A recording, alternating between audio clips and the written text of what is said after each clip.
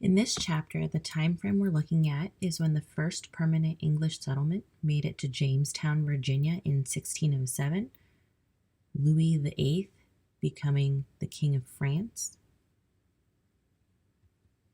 and also when the Pilgrims established settlement in Plymouth, Massachusetts, and the end of the Ottoman Empire. So a quick overview. The Baroque style generally dated from the end of the 16th century to the middle of the 18th century is the name given to the artistic style that developed during this period. The Baroque style emphasized lavish ornamentation, free and flowing lines, and flat and curved forms. From about 1720 to 1770, the Rococo style supplanted the Baroque. Rococo styles were smaller and more delicate in scale than the Baroque and marked by S and C curves, tracery, scrollwork, and fanciful adaptations of Chinese, classical, and Gothic lines. Rococo found a reflection in the fashions of the times, in the curving lines of the hoop-supported skirts, the delicate lace and flower decorations of dresses, and the pastel shades favored by women, as well as in men's waistcoats ornamented with delicate Rococo embroideries. We've talked about trade with Asia for silk fabrics, but other things included spices, particularly pepper. In the late 15th and early 16th century, sea voyages of merchant shipping opened up when the Portuguese traveled around South Africa to India. They established a colony there and were also the first to contact Japan in 1542. Eventually, the English and Dutch were competing with one another, and the English merchants joined together to form the East India Company in 1599. In Europe, cotton fabrics from India became popular. Chintz was a particularly important fabric. It was hand-painted or printed fabric that was sometimes glazed. Colorful printed calicos made of cotton also became popular in England. Women also paid high prices for lightweight, plain-weave muslin cottons from Bengal. The Industrial Revolution began in England partly as a result of attempts to mechanize production of English cottons so that they would be more competitive with the cheaper imports from India, which were threatening English industry. The revolution's full impact on the textile industry was a significant factor influencing textiles of the 1700s.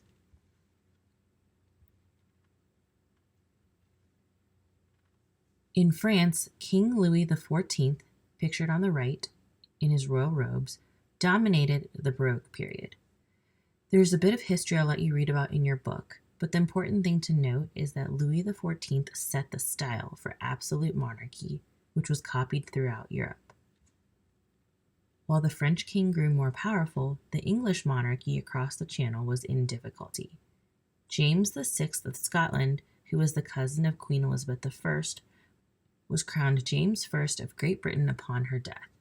He was the son of the ill-fated Mary Queen of Scots. Again, I'll let you read more about the history in your book, but what you need to know is that under Charles II's rule, he brought a taste for French styles.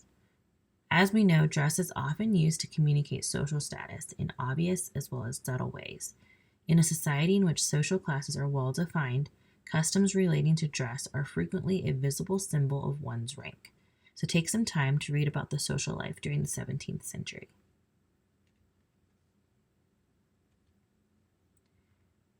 In spite of a trend toward greater international style, some distinctive costume traditions did develop. The clothing of English Puritans reflected their spiritual and political values. Distinctive Spanish styles probably resulted from conservatism and resistance to change.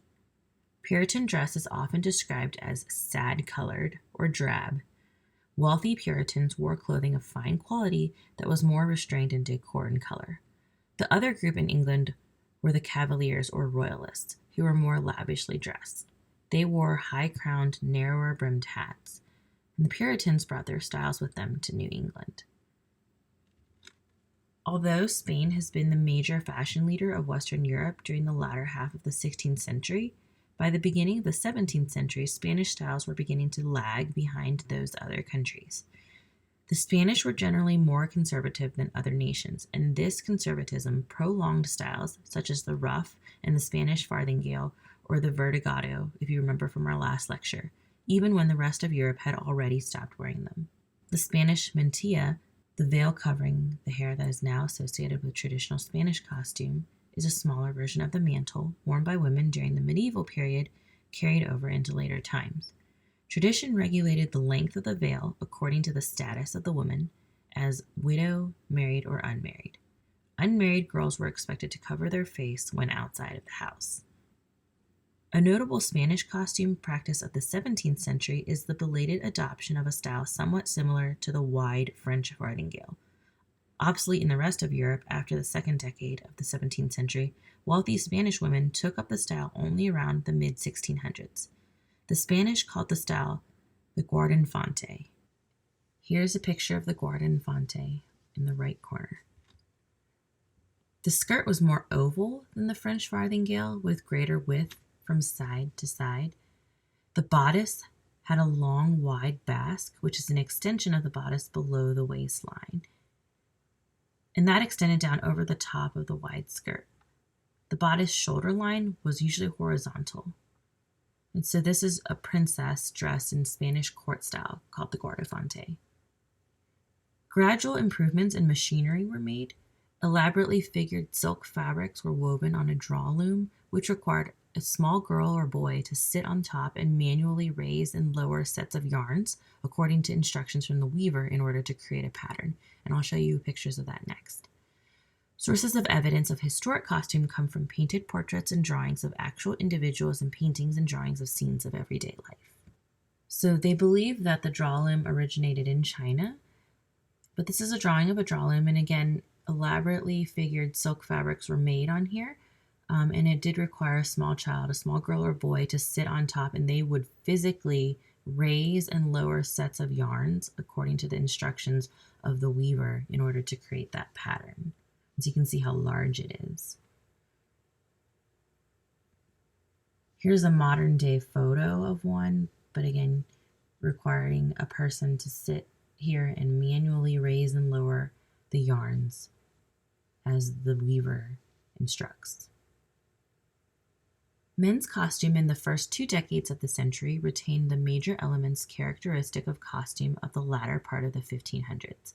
In these 2 decades, major elements of costume were the shirt, doublet, jacket or jerkin, and trunk hose or knee-length breeches called Venetians.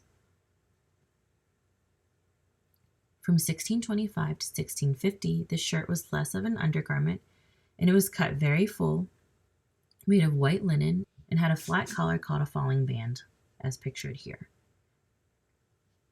Sleeve cuffs and collars were often lace or decorated with cutwork embroidery. The doublet was worn over the shirt and tied or laced to the breeches. Evolving forms, all with the waistline, included a short tabbed extension below the waist with a skirt-like extension. Some doublets had panes or slits. In France, men wore capes called ballonnier cloaks, named after a military hero. Cassocks were coats cut with wide, full sleeves that were wide throughout the body and ended at the thigh or the elbow. Most men wore their hair long and curly. Beards were trimmed to a point. Mustaches were large and curled. French and English men of fashion grew one lock of hair longer than the rest. That was called a love lock. So you can see right here, this love lock is longer than the rest of the hair.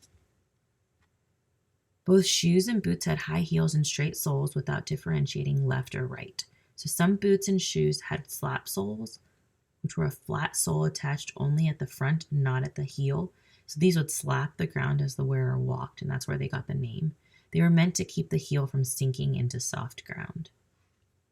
Changes in the doublet caused shirts to become more visible and more important.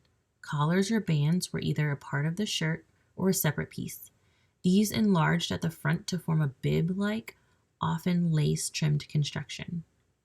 After 1665, a long linen tie served as an alternative to the collar. Knee-length breeches were either short and straight or full and drawn in to tie the knee. An alternative form was made in a style called petticoat breeches or rhingraves. They were actually a divided skirt, rather like a modern culotte, and they were cut so full that it gave the appearance of a full skirt, like in this drawing right here. The origin of the prototype that eventually evolved into the three-piece suit is thought to be a garment that was introduced to the English court by Charles II in 1666. The actual costume consisted of below-the-knee length coat and what we would call a vest or a waistcoat of the same length worn over narrow breeches. The vest is thought to have Eastern antecedents. Outdoor garments included cloaks or capes and coats that were cut full, some versions ending at the knee and obscuring the costume beneath. In this drawing, the man is wearing a short jacket, but on top, he also wears a cape. Some men shaved their heads and wore long curling wigs. Others dressed their hair in long curling styles. In England, different hat styles demonstrated the wearer's political affiliations. A wide-brimmed, low-crowned, feather-trimmed hat was associated with cavaliers or supporters of the British royal family. High-crowned, small-brimmed copetannes were associated with supporters of the Puritan faction, who opposed the king. Men wore hats indoors and out, and in church. Shoes had elaborate rosette, ribbon, or buckle trimmings. They were preferred to boots for fashionable dress, and boots were worn for riding or in bad weather. The term galosh appears in contemporary records, and that was a flat-soled overshoe with a toe cap for keeping it in place. Today, we think of galoshes as rain boots. From 1680 to 1710, shirts were pretty similar to earlier in the century. Cravats like this were long, narrow, scarf-like pieces that were separate from the shirt and were worn instead of collars. Some were short, but some could also be really long and very full. Knee-length coats replaced doublets as outer garments. They were called surtout or justaucorps by the French and cassocks by the English. They had fitted straight sleeves and turned back cuffs and buttons down the front. They completely covered the breeches and waistcoat, as seen in this photo. By the late 17th century, the term vest and waistcoat were being used interchangeably. They were cut along the same lines as outer coats. Wigs grew longer, the hair built up somewhat on top of the head. Some were dusted with powder to make them white, but most were worn in natural colors. Hats were unnecessary given the hair, but many carried them under their arm to be fashionable. One hat, the tricorn, was a flat hat with brims turned or cocked up at one or more points. High rigid boots were worn for horseback riding, and they were called jack boots. So this table shows some of the accessories of the 17th century that I just mentioned. We have your falling band, which is the men's collar, a lace cravat.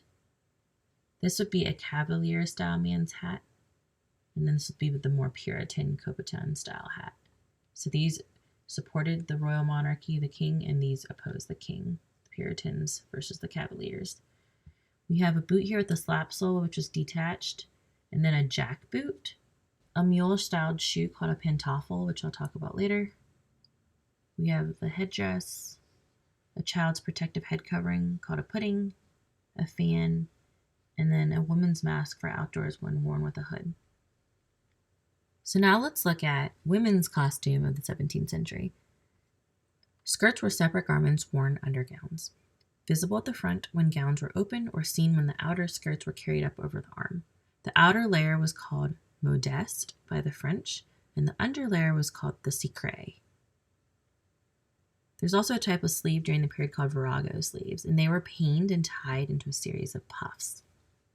You can see them in the painting right here. Ladies parted their hair behind the ears and drew the hair back into a roll or a chignon at the back of the head. The front was arranged in curls around the face. Shoes were similar to men's, but they did wear clogs with toe caps, instep straps, no heels, and wooden soles for bad weather. So this lady in the center of the picture, she's partially undressed. Her braid-decorated outer skirt is draped across this chair, as is her characteristically Dutch velvet fur-trimmed outer jacket. She's wearing a linen nightcap on her head, and she's just taken off her backless shoes, which are on the floor. This woman that is seated here by the window is wearing a jacket similar to the one that's on the chair.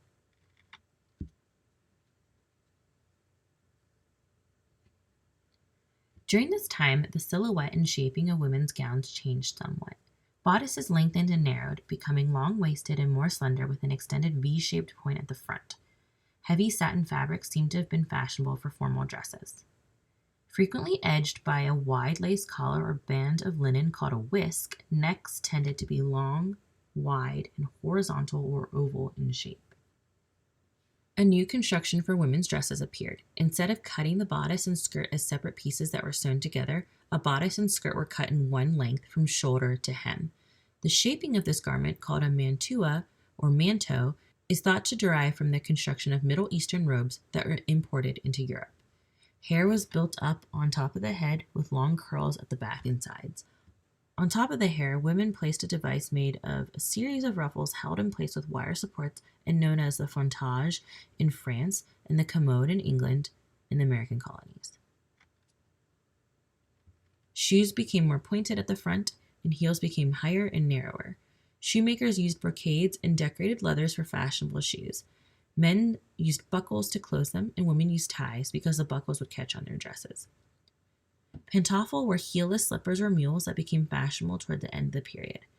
The word derives from the Greek word for cork, and the earliest version of these shoes were made with cork soles. So this dress shows a mantua and petticoat of silk damask brocaded with gold thread.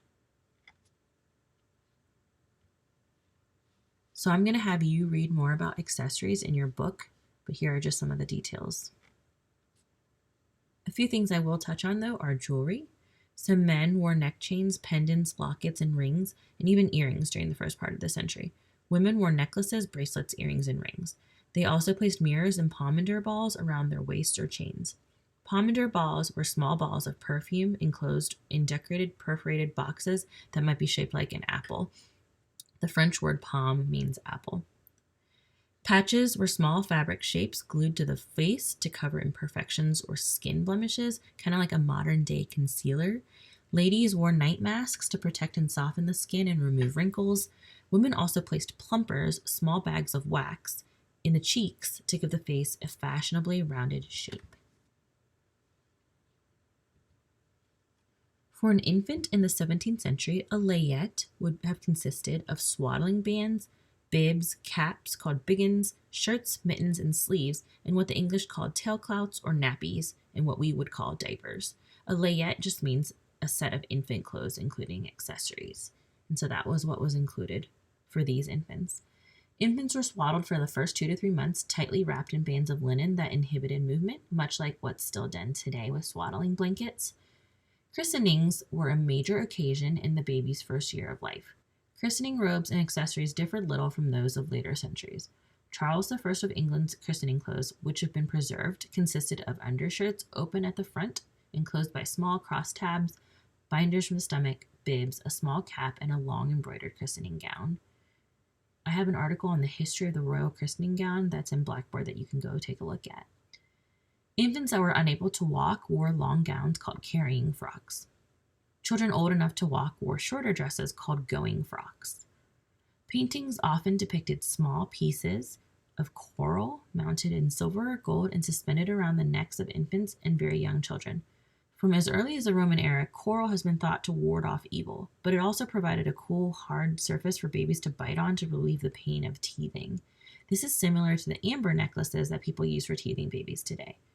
In this painting on the right, you will see a toddler, probably a boy, standing beside his mother, and he's wearing a protective cap called a pudding and a pinafore over a long skirt. The standing older boy is wearing petticoat breeches, which are similar to adult men's. So here we have a visual summary of the Baroque era.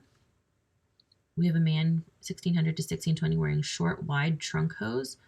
He's wearing this with a doublet, which is also called a jacket or jerkin. Here we have a shirt, doublet, ending with tabs or a skirt-like section below the waist, worn with knee breeches. We have a shirt with waist-length doublet, knee-length breeches, cut to look like a skirt, or straight or full and drawn into the knee. We have a shirt with a knee-length vest and a knee-length outer coat that hid the knee-length breeches underneath. Here's a woman. She's got a skirt that's flat in the front and the sides are wide and full. Her bodice is elongated and U-shaped stomacher right here with complex sleeves. Here we have a low-necked bodice with puffed and peined sleeves, the U-shaped stomacher again, and slightly elevated waist with an open front skirt which shows an underskirt. Here we have an elongated bodice that has that V-shaped point at the front. The skirts are either closed or opened at the front to show the underskirt. And then last, we have the bodice with the front that opens, showing decorative stomacher. We've got trained and heavy skirts that need support. This new cut is called a mantua.